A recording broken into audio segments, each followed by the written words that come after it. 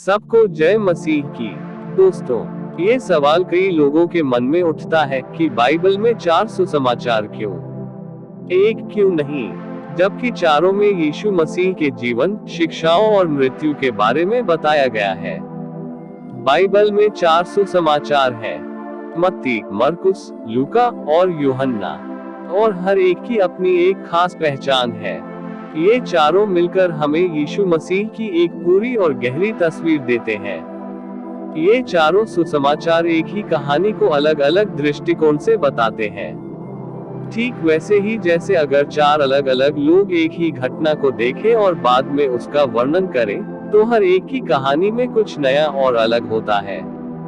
एक व्यक्ति शायद घटना के भावनात्मक पहलू पर ज्यादा ध्यान देता है, दूसरा उसके तकनीकी विवरण पर, तीसरा लोगों की प्रतिक्रियाओं पर और चौथा पूरे माहौल पर। इसी तरह ये 4 सुसमाचार भी एक ही सत्य को अलग अलग तरीके से लिखा गया है।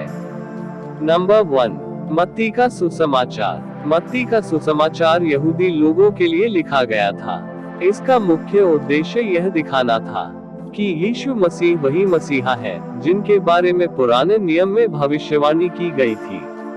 मत्ती ने यीशु के वंश को अब्राहम और दाऊद से जोड़कर यह साबित किया कि वह इस्राएल के राजा हैं। इस सुसमाचार में यीशु मसीह के उद्देश्यों और शिक्षाओं पर खास जोर दिया गया है, जैसे पहाड़ी उपदेश। नंबर 2, मरकुस का सुसमाचार। मरकुस का सुसमाचार सबसे छोटा और सबसे सीधा है। इसे शायद रोमन लोगों के लिए लिखा गया था। इसमें यीशु मसीह के चमत्कारों और कार्यों पर बहुत जोर दिया गया है। मरकुस ने यीशु मसीह को एक सेवक के रूप में दिखाया जो बिना देर किए अपना काम करते हैं। वो चाहते थे कि पाठक जल्द से जल्द यीशु मसीह के महान कामों को जाने। नंबर 3, लूका का सुसमाचार। लूका का सुसमाचार सबसे लंबा और सबसे विस्तृत है। यह एक चिकित्सक और इतिहासकार द्वारा लिखा गया था और इसे गैर यहूदियों के लिए लिखा गया था।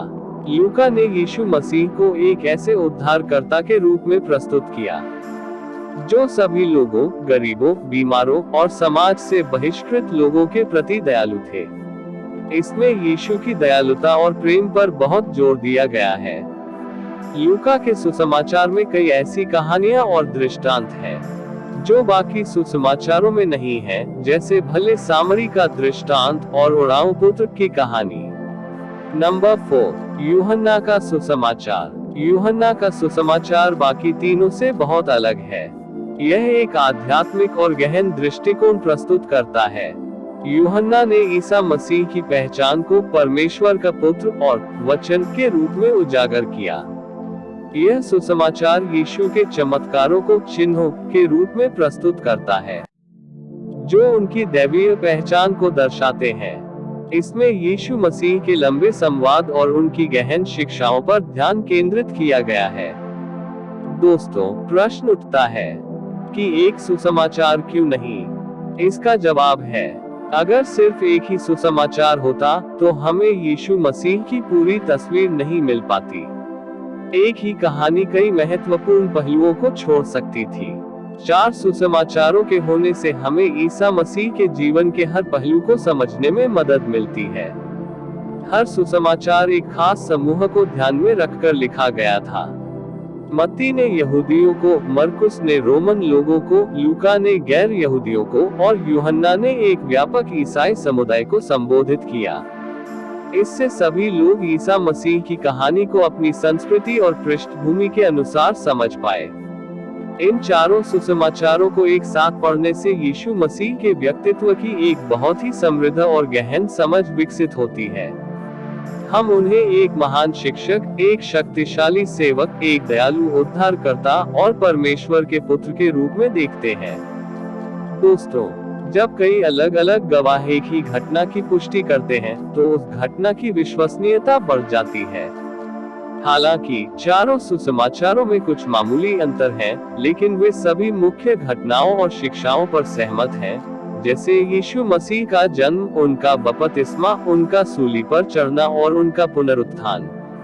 ये अंतर गवाहों की सच्चाई को दर्शाते हैं क्योंकि अगर चारों में सब कुछ हूबहू होता, तो शायद लोग सोचते कि उन्होंने मिलकर एक कहानी बनाई है। सत्य अक्सर कई पहलुओं से मिलकर बना होता है।